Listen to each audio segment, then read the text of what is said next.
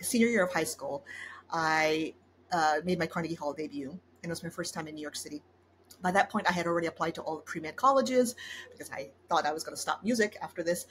And I fell in love with the city, fell in love with the culture, the art scene, all of it.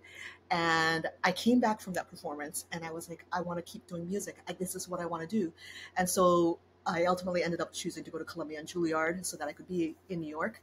And so I made the move here. And so music was always a very natural love, very natural passion of mine. I did it because I wanted to. But after doing it for 2 decades, and I had a very rigorous touring schedule that for a classical music soloist, for those who may not know, it is really at the highest level. When you are touring the world at that level, you can't miss a note. You got to show up ready to go. You can't turn off because no matter what, how grueling the travel schedule is, you have to be able to perform at your highest level because that's the expectation of the audience.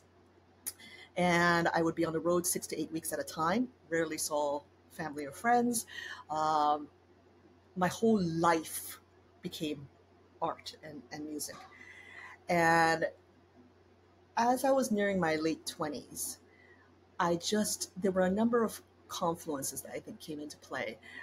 I began to wonder what the meaning of what it was that I was doing. It was just one concert after another or a media appearance, and I started to lose connection to why I was doing this, the why of it. Um, in addition to that, I felt very much more and more that my life did not belong to me, that my life belonged to agents and managers and PR people and to the public, to this nameless, faceless audience that somehow had a hold on me. I had to go and perform for them every single day, every other day. And I began to question if that's really what I wanted to continue to do for the rest of my life.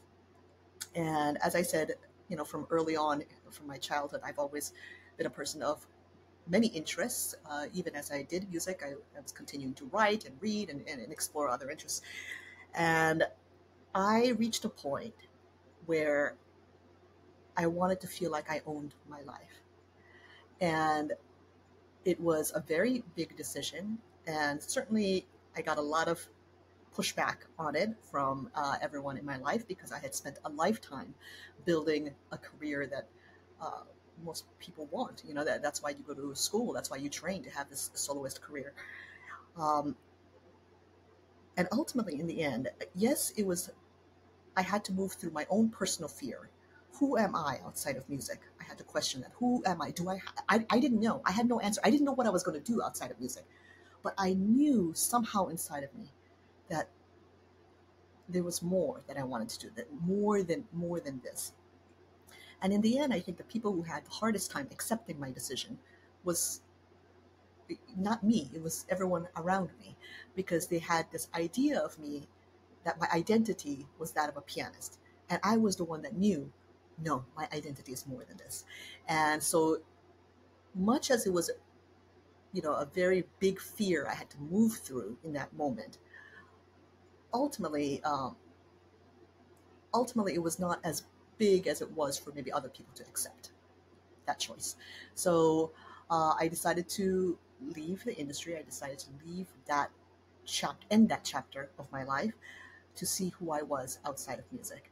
And that began a whole other chapter in my life. But it was, to this day, probably the biggest, most life altering decisions I have ever made.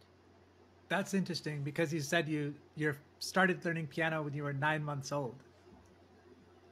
So that's Yes. it seems like you were already Yes. destined to have an atypical life, if there is such a thing as a typical life. But uh, does that decision have anything to do with you going by Grace N on LinkedIn as opposed to Nikai? Yes. So I am cautious online. There were a lot of experiences as well near the latter part of my musical career. That was right around the time that social media was starting to grow. And I already had a natural sort of, I think because of my career as an artist, I have a natural talent for understanding people and connecting with people. And so as soon as MySpace and Twitter and a whole bunch of other platforms started popping up, I immediately hopped on there. I was one of the few first musicians to hop on those platforms because I saw the potential of being able to connect with my audiences and communicate with them via those platforms. But because they were at its infancy, a lot of safety mechanisms were not in place yet. And so I did have some difficult incidents that happened with an online stalker and with some other things that happened with regards to people sort of threatening my safety while I was touring as a soloist. And so I pulled off of all of socials. And to this day, also, I remain very cautious about what I put out there in terms of my full name because I had that experience in the past. I'm sorry you had that experience. Have you spoken to like some of your colleagues in the music industry? Has it also happened to them? Is that pretty common? Yes, at that time, yes. I think now there are a lot more safeguards. There's your ability to block, your ability to report things. We didn't have that. Like Twitter was like the wild wild west back then. There was like literally no safety mechanisms in place. I know of several women who went through, not just musicians, but also, for example, book editors who have had to deal with some scary moments because of social media during that time. Yeah. Speaking of books, you've written a book, correct? I've written several novels, yes. Several books. Okay. Could you Several books, talk yes. when did that start? When did you decide that you wanted Sure, to write? sure. So while I was touring as a pianist, I was a soloist, so I was always traveling alone. And one of my favorite things to do between rehearsals and everything, concerts, when I was in my hotel room, there were a couple of things I loved to do, and it translates to what I ended up doing later.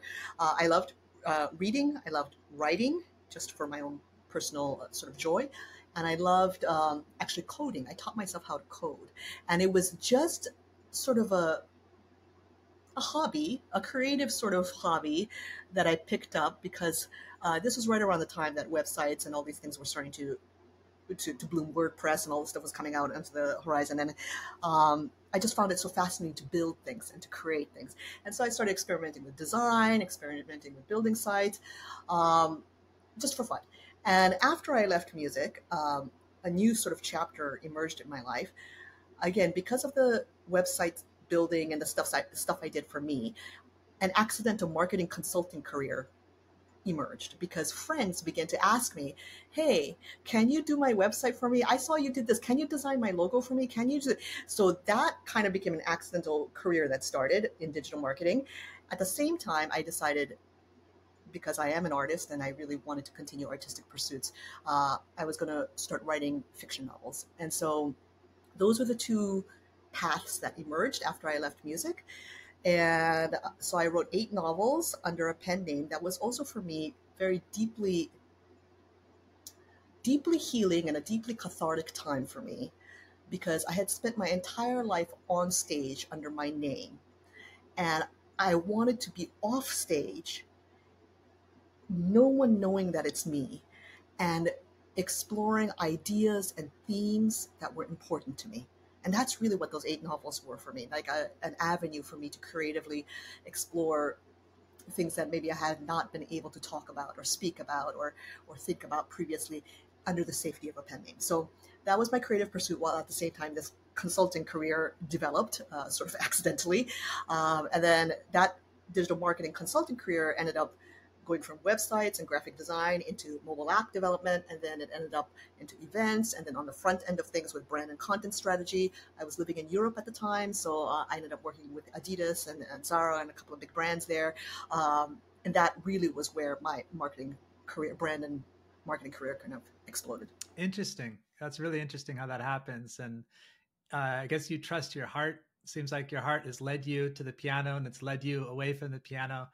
And you also contextualize in a way that I hadn't considered that being a celebrity is kind of traumatic in some respects. We all kind of seek that fame and fortune, but at the same time, there's like a limitation to it as well, it seems, in terms of expression and exploration, because you have to color within the lines to an extent. Eh, could you explain a little bit about the psychology of that now that you're, seeing it from perhaps both sides? I love that question. I think kind of going back to what I said about how it's so difficult to feel like your life belongs to you when your life is managed and at the sort of put to the expectation of everyone else. And what I am sort of thankful for, if there's one thing I'm thankful for, is that social media did not emerge until like the latter part of my career, right before I was going to leave, and I was able to leverage it in a way that worked for me. But I can only imagine if that had been around when I was a child and I had been doing what I was doing, and the effect it would have had on me in, I think, a very challenging way. Because how can you honor and continue to remain aligned with who you are when there are so many voices and so many expectations from others of who they think you should be, right? And I think that's something that everybody, regardless of whether you're in the public eye or not, can relate to. The thing about being in the public eye is that that's amplified and magnified by like a million percent, and it becomes almost there were moments where I felt like I just couldn't do anything, because if I did something, someone would notice it, or they would point it out, or they would have some commentary on it, and feeling literally constrained in what I could say, what I could explore, and what I could do. And I think that was ultimately, when I talk about not owning my life or feeling like I didn't own my life, it's that feeling of your arms and your legs are cut off and you're so constrained, and this is the only thing people want from you, and this is the only thing you can do. And I wanted to challenge that, because I knew that that wasn't mentally or emotionally sustainable for me to continue for the rest of my life. With the piano, for example, it seems like you're really expected to be perfect, or at least you're striving for perfection in terms of the impact of each note, your fingers on the keys, the pace of it, everything. When I speak, as you have already noticed, I make mistakes. I sometimes stutter. I sometimes want to change my thought mid sentence. Do you have a similar experience when you're playing the piano? So the expectation is that technical perfection is the baseline, right? So it is not. No pressure. Yeah, I know. That's exactly it. So I call myself a recovering perfectionist. I call myself because I was so perfectionistic about everything in my life, really. And it took many, many years for me to kind of unravel that and untangle that, and to figure out where it was coming from. Um, I'm going to go back to that idea of limitation. I think perfectionism, unfortunately, in our culture tends to be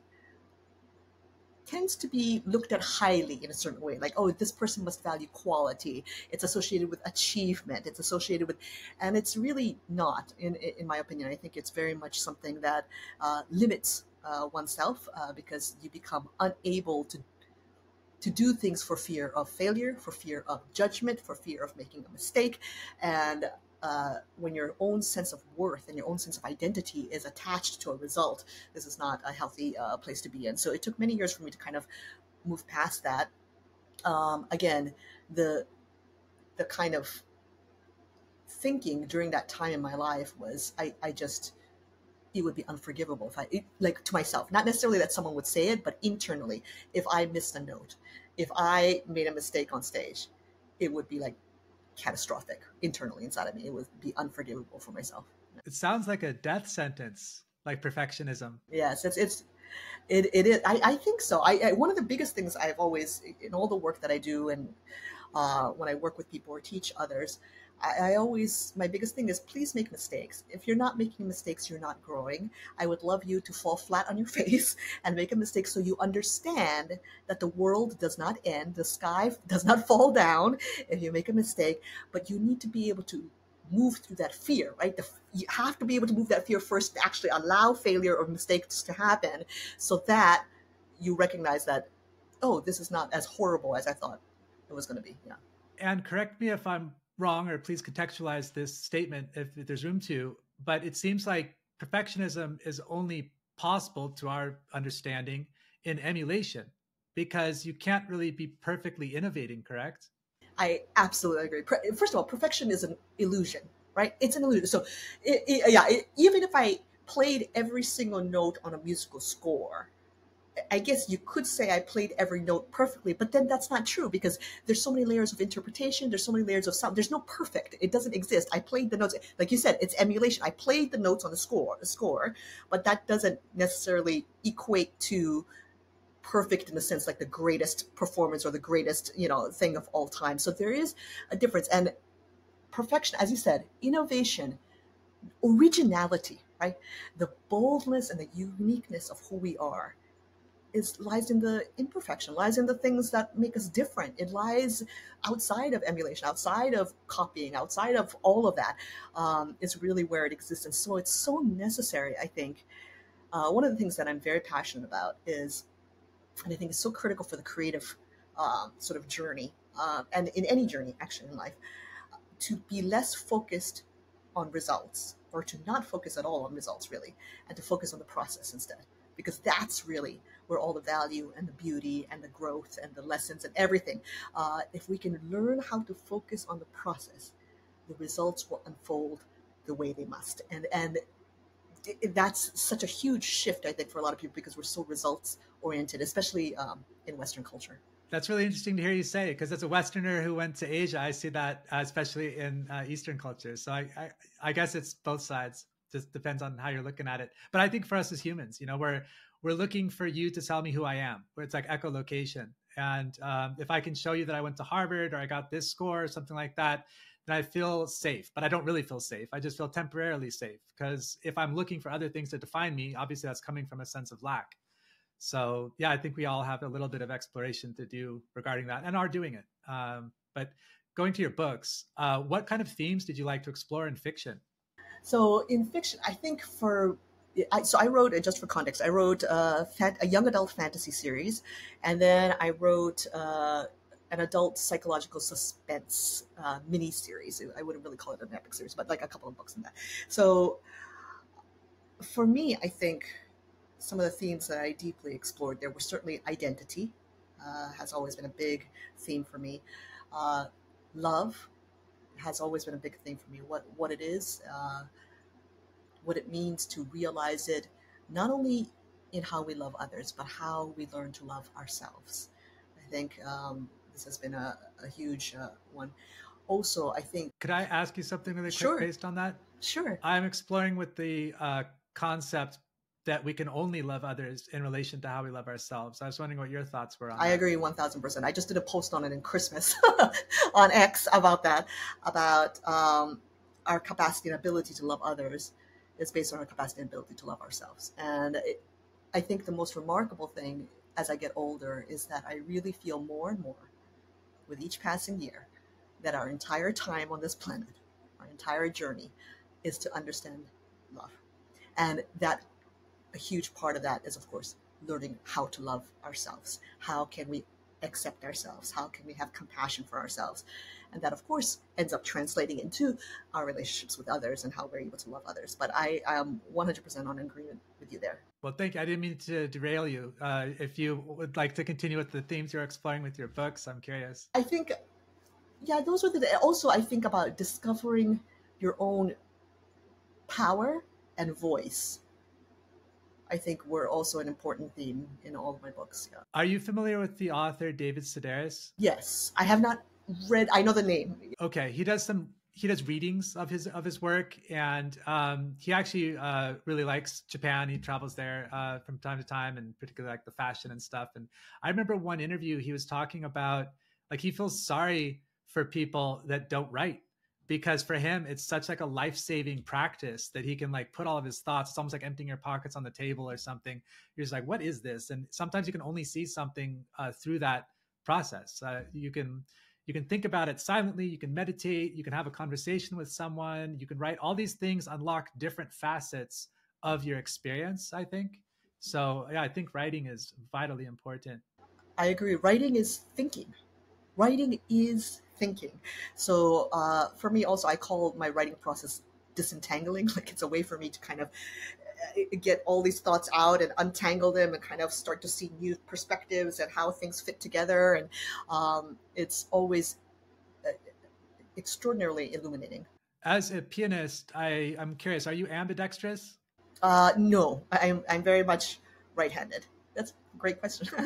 So yeah, so I use hashi with my right hand and right with my left, so I can eat and write at the same time if it's Really? convenient. It just Oh, happened that that's so way. Yeah. interesting. Oh my gosh. No, Uh, no, I'm not. I'm very much okay, right-handed. okay. Yeah. So, and when you wrote, did you first write like pen to paper as a draft, or was it typing?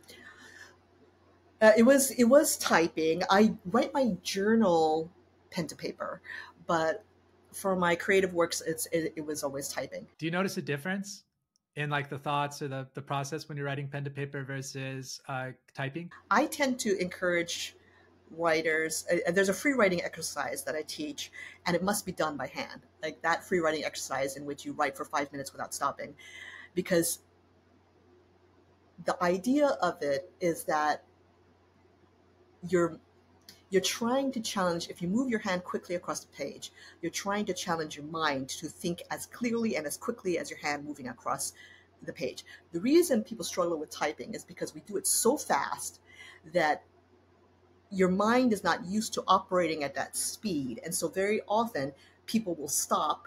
I don't know what to write next. I'm looking at this blank page. And so one of the habits that I try to encourage writers to develop is, okay, free write 5 minutes by hand, learn to connect this sort of muscle memory, almost, the writing muscle in your brain with the act of writing itself. And once you can get strengthening that muscle in your brain to think faster, to be able to think with more clarity with regards to language, then you can transfer over to typing. So one of the things that I do, especially if I'm feeling stuck, is I'll go back to my free writing exercise and I'll kind of get that muscle moving again before going back to the computer. Interesting. I noticed that it was a lot easier to write pen to paper. I didn't really have any writer's block, and I was always surprised because I'd start thinking I'd write one page and I'd wind up writing five or more. And I was like, where did that come from? Why can't I write like that when I'm typing? And so perhaps it has to do with the pace of it. Interesting. So going into marketing, then you have language, you have identity, you have music and performance, and these facets kind of coming together. How does that translate to you now focusing on digital marketing? So I think in Kizna, so with Kizna, I do fractional CMO work focused on brand and content strategy and community development. Um, One of the things that I get, of course, obviously frequently asked is sort of the pivots I've made in my life, especially in terms of my career. Um, and they're big pivots, but I think oftentimes we have a tendency to limit ourselves to think, okay, I went to school for this, so therefore I need to do this, or this is the only thing I can do. It becomes that type of thinking. And I've always encouraged people to zoom out and to really understand the larger macro concept of what it is that you love. And for me, if I could put it into one concept, what has driven me, my passion, my entire life that I could keep doing until the last day of my life is human connection. And human connection, it doesn't matter. There's so many. I can do it through music. I can do it through writing. I can do it through teaching. I can do it through leadership consulting. I can do it through certainly marketing and brand, which I'm doing now. So it's about really discovering that underlying concept that has that emotional resonance for yourself, that has allowed me to make these different pivots. Because for me, to others, it seems like big changes. To me, it doesn't in the end. They're all different facets of that love that I have for connecting with people and communicating with others and building that connection. So it doesn't matter whether it's through a creative work or through speaking like this or through figuring out a brand story and figuring out how to create content that connects with others and builds a community. To me, it's all the same. That does make sense. If your North Star is love and connection, I think everything falls into place. Regarding identity, going back to that, you're from Hawaii. Now you live in New York. It sounds like you have some at least distant relatives still in Japan. Me and my categorization, I don't see Hawaii and New York as mixing. I see Japan and American mixing a lot smoother than Hawaii and New York. Could you talk about what it's like being Hawaiian in New York, what you love about New York, and your thoughts on identity? I actually, when people ask, so I was born in Japan. I have my relatives are all in Japan. Um, moved to Hawaii when I was 3 months old. My immediate family, so my mother and my brother, are still in Hawaii. And then, of course, I'm in New York, but I also lived for about 8 years in Europe. I lived in Holland and in Spain, and have many friends there. Um, I always say these are my four homes. When people ask me where are you from, I say, well, I'm from Japan, Hawaii, New York, and Spain. Yeah, so this is usually my response because that's how I feel. And I think for me right now, I lived in New York for about a decade before I moved to Europe, and so this is my sort of second chapter in New York, coming back here. Um, I think it's a place that it's one of my favorite certainly places in the world. I think it's a place that what I love about it is that it has such an expansiveness, such a space to allow everyone to truly be who they are. That's what I love about it. There's something that expands you in the city, and no one cares. You can be whoever you want, and like you can explore different things and be curious and try. And there's such a incredible freedom I feel with that here. Um, that I absolutely love. So I'm a big believer in seasons of life. And my chapter, so after living in Europe, I moved back to Hawaii for about 6 years. And I felt that that season was coming to a close and it was time for my next chapter, my next season, and decided to move back to New York. That makes a lot of sense, especially given your openness to life and like sounds like quantum energy, and you're receptive to everything. And I've found in a few places that I've lived that it unlocks pieces of me that wouldn't necessarily have been unlocked, if you will, before. But one interesting thing that I discovered is that you can never go back, and perhaps that's always the case, but you don't really notice it. It's like watching grass grow when you're in it. But for example, when I go back to my hometown, like it's like two ships that have gone like kept on their paths, and that place has changed, and I have changed. So all of my memories and connection like no longer exist, which might seem obvious, but it's not obvious to me. And it's like, where are these things that I wanted to go back to? And then it's like, well, wait a minute, now I'm a foreigner in my hometown, and that's a weird thing. It's a lot easier to be a foreigner in a place that you're a foreigner, like that matches, but a foreigner in your hometown is so bizarre. I identify with that so much because when I went back to Hawaii after living in Europe from stuff, I mean, I had left, almost 2 decades prior, and then going back to my hometown was such a eye-opening experience. And I think for me, it was a necessary chapter in my life because it allowed me to put the ghosts of the past to rest. And I think that was the reason for my season back in Hawaii over the past 5, 6 years. Um, because, as I said, I had had such an unusual childhood growing up there. And I think there were a lot of unresolved issues for me in terms of my connection with my hometown. And but when I went back, like you said, there was no tie there. There was no connection because it had been so many years. So I had to forge sort of a new path and a new relationship with Hawaii that I hadn't had before, and in that sense, put the past to rest. And what's so interesting about me coming back to New York now, it's the same thing because I have left for so long, and I come back, and it's kind of like it's like old lovers seeing each other again. It's like there's certainly a certain ease and a familiarity from the past, but at the same time we've both grown kind of older and wiser, and we're discovering a new kind of relationship that didn't exist before. So that's been kind of my experience with both Hawaii and New York in that sense. But I love that. I love what you said. It's just it is different. It won't be the same. It cannot be the same. As someone who's also like moved around a little bit, like globally, I think it was John Glenn's quote, the astronaut that was shocked when he saw Earth from space, that there were no borders. It's just land and water. And I feel like each of us can kind of share in the globe, and perhaps to an extent. And I feel like, if we're picking up different energy, different vistas at different times of our lives, it's each of us is picking up a different like bit of information for the global community. And going back to what you talked about with love and connection, it's like it goes back to like the hive mind and advances the genome into the future. What do you think about that? Yes, I love that. I love that. And I think, you know, it becomes something more apparent the more we travel. And you're someone who is obviously, you've traveled and you've lived all over. I have traveled my entire life and lived all over as well. And I think the more we challenge ourselves, because it is a challenge, I think oftentimes people are too afraid to do that. But the more we challenge ourselves outside of certainly our comfort zone or what we're used to, our own culture, the things that we identify with, the more, like you said, it expands. You know, our understanding of self, but also our understanding of the collective, right? And to understand ultimately the human experience. That in the end, it doesn't matter where you live or the culture. We're all human, and there's something that is enormously powerful and connective about that. Regarding brands, I came to this kind of epiphany, I guess you could call it, for me anyway, that countries are kind of like companies, and that politics is basically just like branding.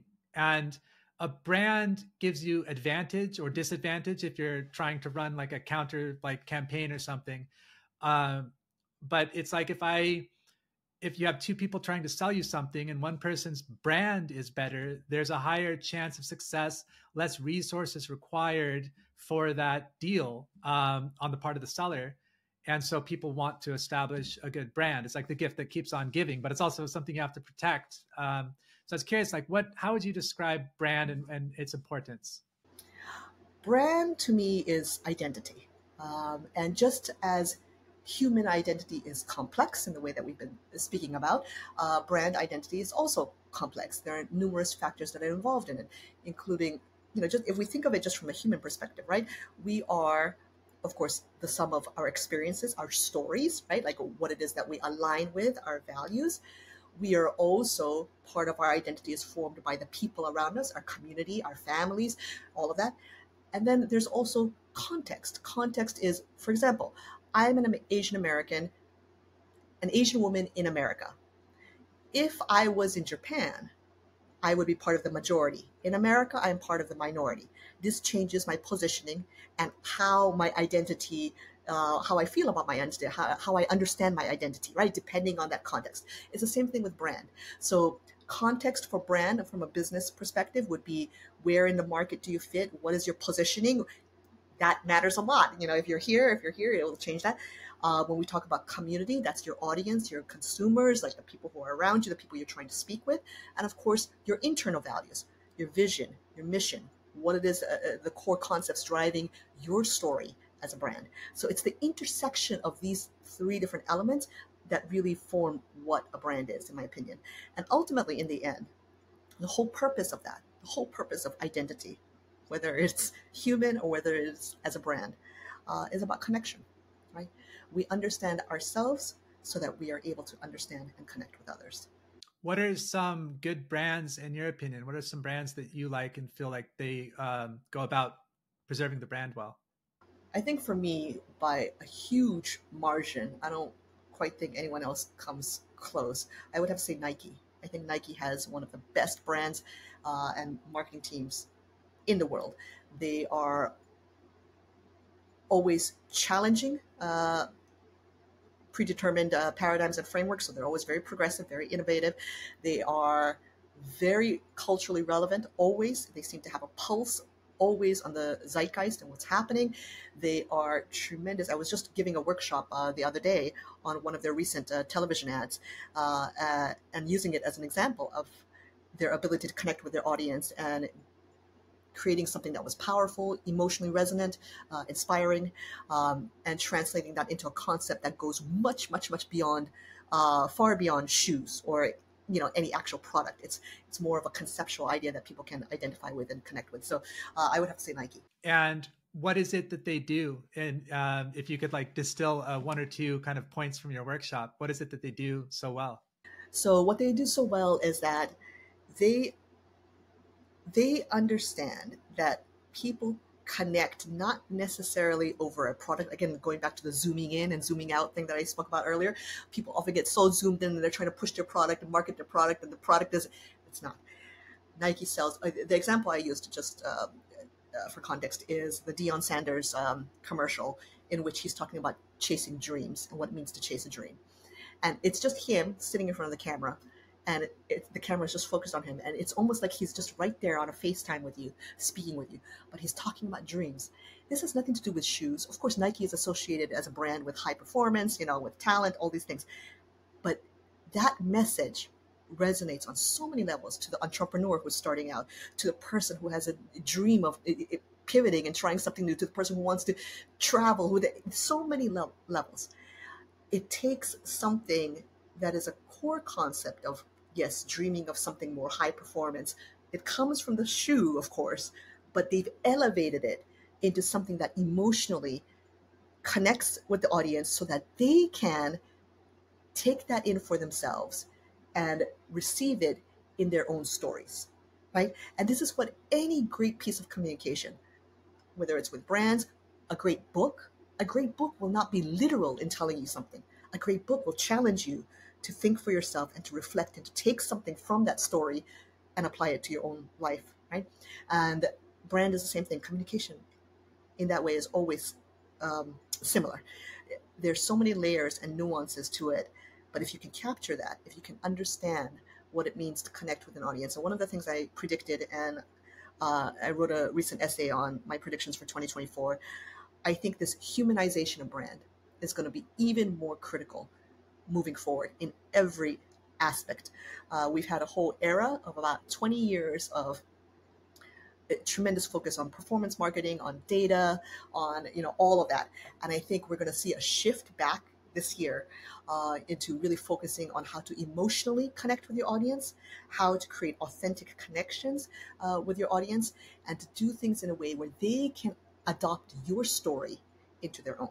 When you say connect, I think that basically also means participation, because the audience or the client they're connecting emotionally, so they're participating with their thoughts, feelings, and contributing. It's something that I accidentally, I guess, discovered in my role as a tour guide, when I'd research and I'd plan and I'd want to do a perfect job, and it's just impossible. There's too many variables. There's too much experience. I'm just one person, and you have 14 minds with different knowledge, different questions that I couldn't anticipate. Sometimes they got me, and it's like, what do I do? What do I do? And then I started including them in the process as I showed them, like, instead of keeping the cards close to my chest, it's like, this is what I've done to prepare for your tour. This is what I've done in previous, tours, trips. And here's what we're going to do. Here's why I think it's a good idea. Here's some like free time, and I welcome you to participate. And it was night and day. It was just, everyone was pretty much pulling in the same direction. And it was just more of a positive mindset, because rather than me kind of talk at them, it was more participating together towards an outcome. Yes, yes, yes. I think that brings up two, I think, really critical points.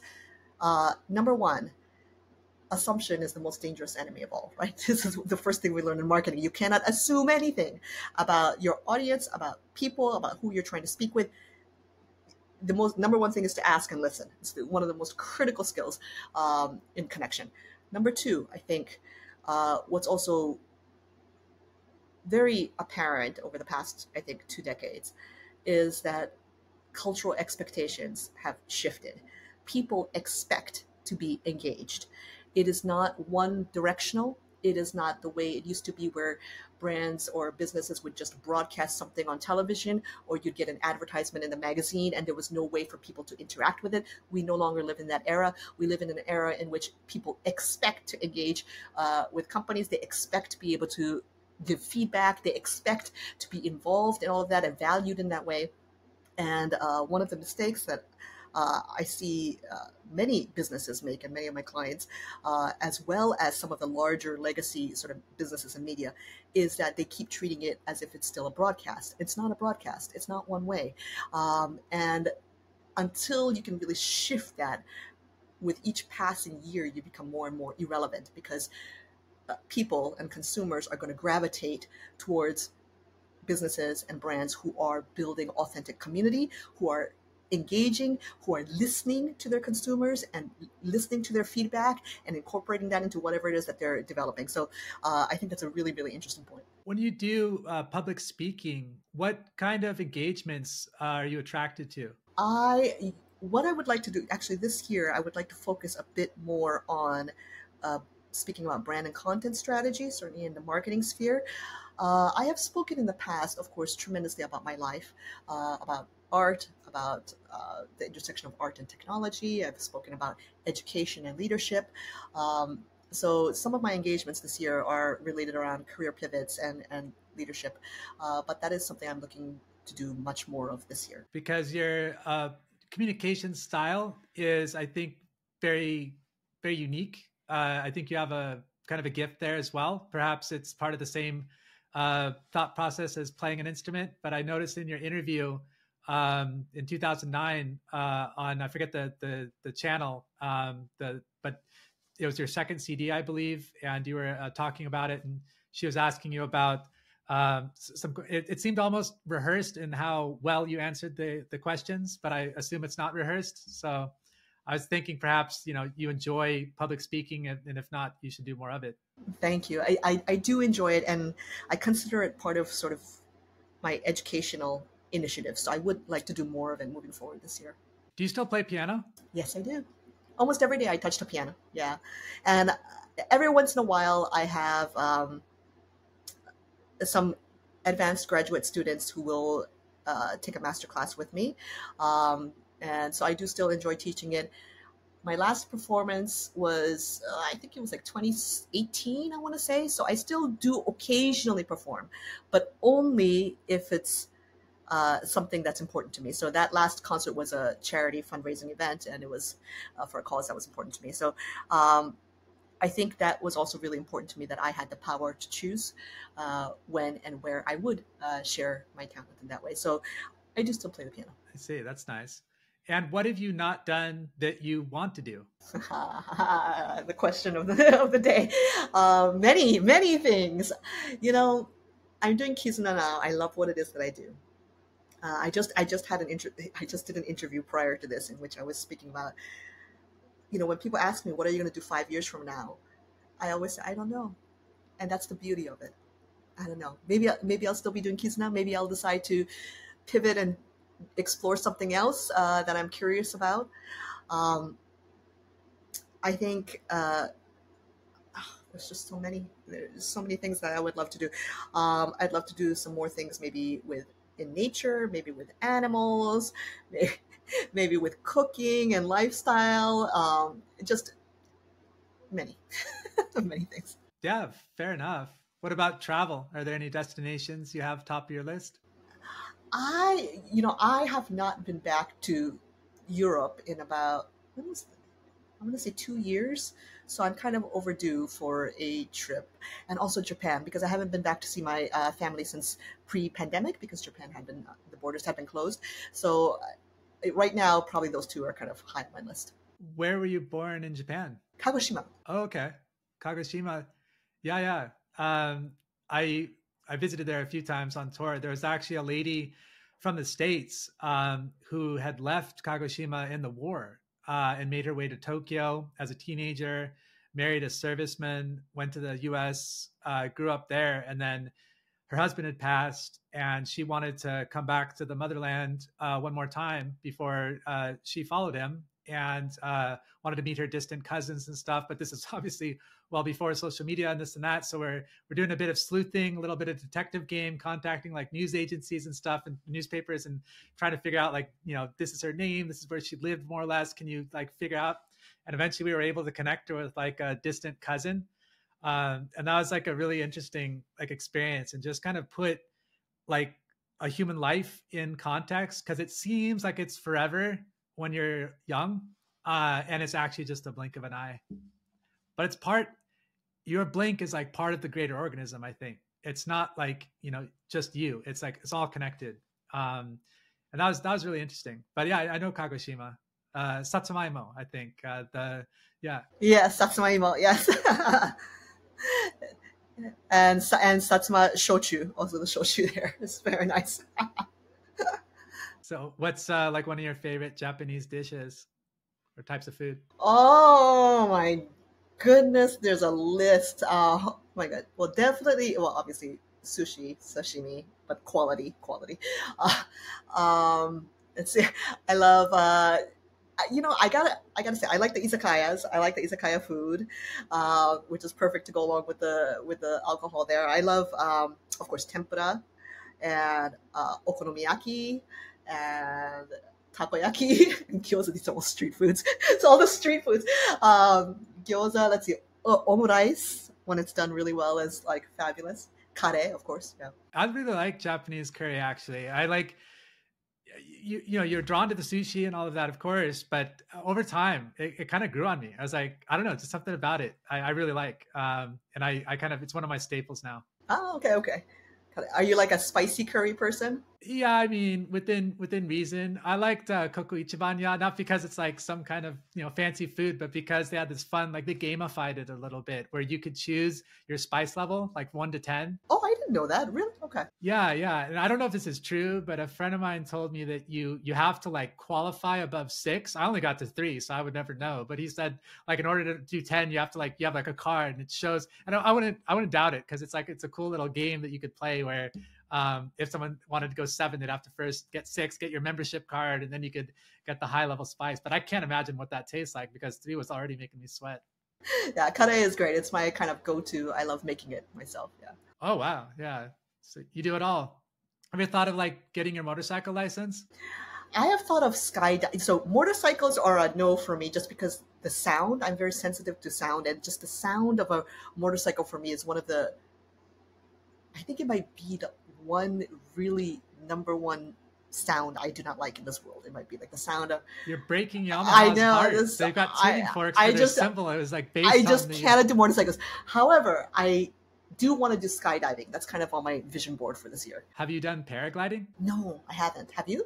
I have. I've done both, and I'd recommend you follow your heart, do what you like. I'm kind of, I have this love hate relationship with heights. I like going there, and I'm really scared there at the same time.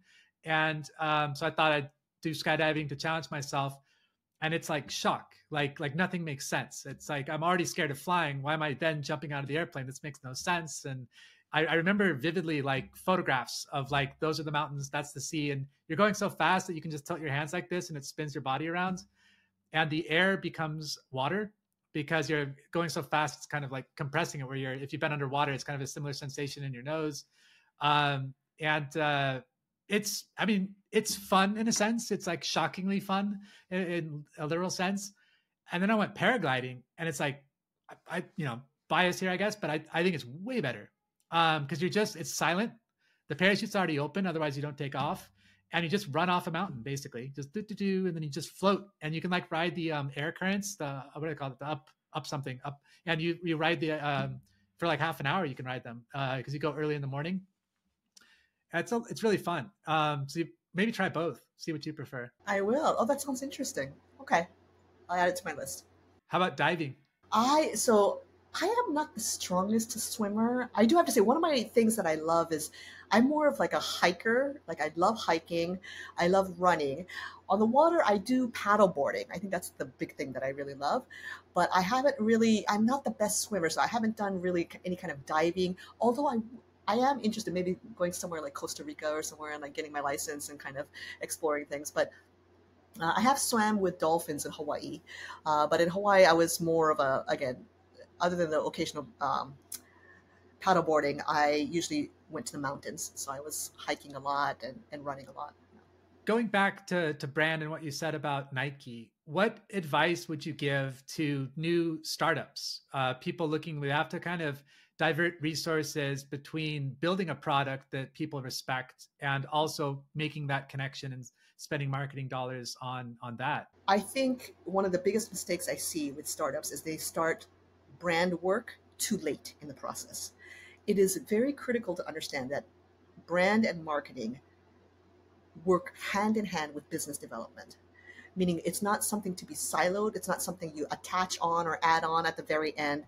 It needs to work together with what is happening in terms of product build, but what it is that they want to do ultimately, because brand takes that in order to be able to create story and messaging and content that will allow us to build the community that will support what it is you're doing as a business. When it's siloed and we don't have that communication, it's the number one mistake I see. And they just bring you on and they're like, okay, sell this. It doesn't work that way. We need to understand, why was this product built? Why are you doing this? What is the point of it? What is the ultimate goal? We need to understand all of these nuances in order to create language and messaging and story that will resonate. Because you can't sell a product by just diving into and this again is another example that I see often, where they'll get into the really technical details because they're really excited that maybe the CEO is a coder, or he was involved in the back end or whatever in the technical aspects of it, and they try to sell it by talking about all these amazing technical innovations and all the things why this product is different, and no one cares. No one cares. They don't want to hear that.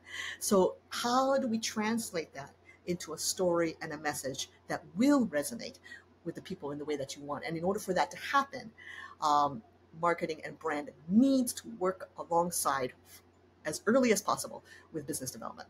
Why are first impressions so strong? That's a great question.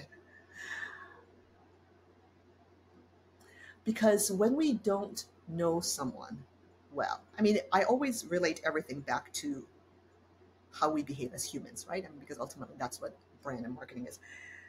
When we don't know someone well, we immediately go by sort of our instinct or intuition and gut feeling when we meet someone. We don't have enough information or data to be able to truly understand, someone's story or their truth or anything like that. So that initial contact, what is the immediate emotional impression, the immediate gut feeling? Maybe they may not remember your product or quite remember your name, but they remember a certain color, or they remember a certain tone, or they remember a certain clever use of a word that stays with you, right? That resonates with you in some way.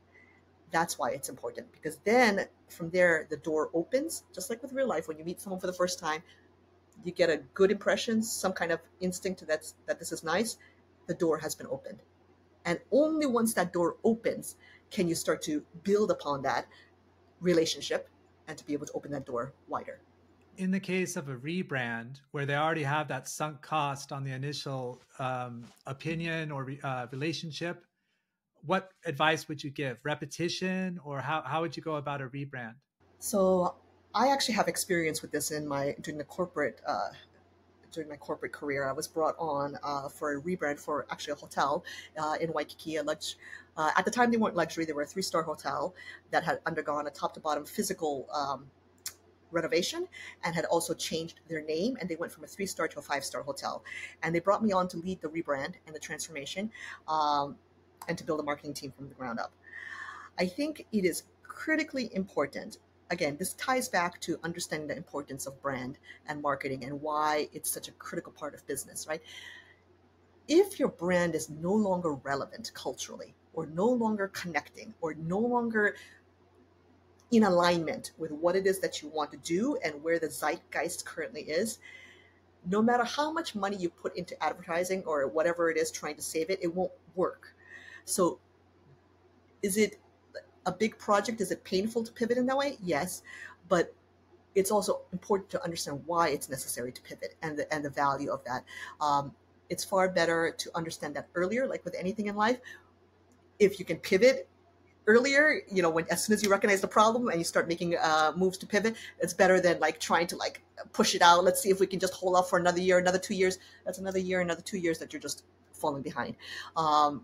The brands that will succeed continue to succeed 2024 and onward, and this is going to the time frame is going to become even faster based on technology and the changes that we're seeing. Agility and nimbleness will be the 2 decisive factors in which brands will succeed. Things will keep changing. More stuff is going to be coming out this year. There's going to be things with AI, other technology changes.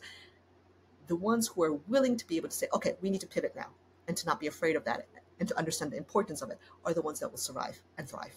Sounds like people like you are going to do just fine.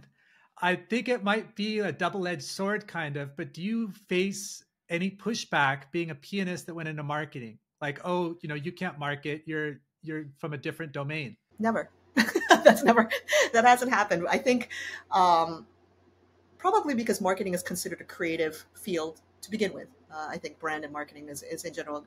I think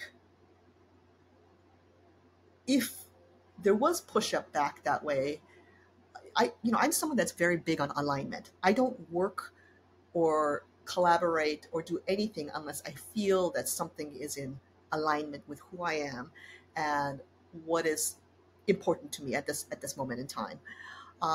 So if that ever were to come my way, I would know immediately, well, this is not in alignment. So this is not something that's for me. Interesting. So there's that authenticity. I felt kind of, I guess, insecure when I tried to pivot from tourism. Like I was identified as a tour guide, and that's all I would ever be. That's all people would see me as I talked about my experience. Oh, you're a tour guide. That's how I interpreted it. Maybe it's inaccurate, but so I was curious, like if I were to go into like say marketing or something like that, if it I was kind of putting myself in your shoes, trying to anyway. And so I was wondering if someone's like, you're a pianist, like why are you a marketer now? So It goes back to what I was talking about earlier about zooming out into that larger concept, right? There's so many skills that you take away from what you did in tourism that you can apply to so many different fields, limitless, really, and industries, right? Transferable skills. So it's about, again, I think, and I encourage anyone who's listening to this to really to not limit yourself. We're all, I think we have a tendency to limit ourselves when we zoom in that way, but rather to zoom out and to say, okay, what is the macro concept? What is really what drives me? What is it that I love? And then an infinite array of possibilities will open up before you. great advice. Is there anything that you want to leave us with regarding marketing or branding or life journey that we haven't touched on so far? I hope that the work that I do, I think like most people, I hope that the work I do is impactful and meaningful. And I think one of the threads that has woven throughout our conversation today is about the idea of connection and the connection between the individual and the collective. And so I do hope that whatever it is that you do, that people will, whether you're running a brand, a business, whether you're an individual who's listening to this and wondering about the next steps in life, to really lean into your humanness, right? To lean into your humanity. That will become enormously more important with each passing year as technology continues to exponentially advance. Embrace it, embrace all of that, including the learning moments, including stumbling and falling down, including the mistakes, all of those along the way, uh, and to embrace that humanity. I think that would be the number one thing. I don't care what field you're in. For brands, lean into, again, humanization of brand. How do you connect with people on a human level? Embrace the human experience. This would be the number one thing I think I'd like everyone to keep in mind. Okay. And kizunanyc.com is your website? Yes. For more information, you can find out everything you need on my website. Okay. Well, thank you so much for talking to me today. It was really interesting. Thank you. Thanks for having me, David. I appreciate it.